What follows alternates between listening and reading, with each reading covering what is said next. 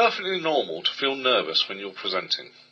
As a race, humans have a basic herd instinct, and when you stand up to present, you're separating yourself from the herd. Not only that, but you turn around and look the rest of them in the eye.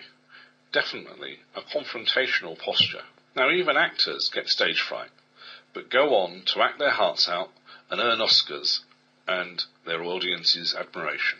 So it's comforting to know that people rarely look as nervous as they feel. So even if your knuckles are turning white and your legs are shaking, most of the audience won't notice, and those that do will view it sympathetically, remembering a time when they were up on stage, feeling just as nervous as you are. To calm your nerves, first of all, just remember that the audience are people. They're the same people you'd probably talk to by the coffee machine or down the pub, and you don't get nervous when you're talking to them then. So why get nervous when you're presenting?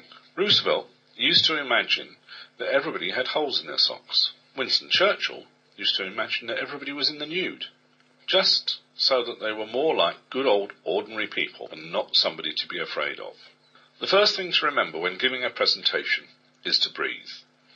And I don't mean shallow breaths from the chest, but good deep breaths using the diaphragm. A couple of good deep breaths when you first stand up, before you say anything, will put you in good stead for the start of the presentation. It will get more oxygen round your brain. When people are nervous, they tend to rush things. They tend to speak more quickly, trying to get it over and done with as quickly as possible.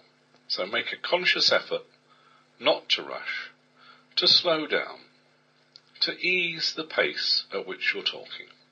The audience will enjoy it far more, because they will have time to take in what you're saying.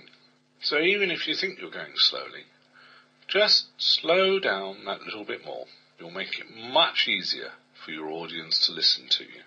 The one thing that always helps me to pacify my nerves before a presentation is the fact that the audience always want you to succeed. They want you to give a good presentation.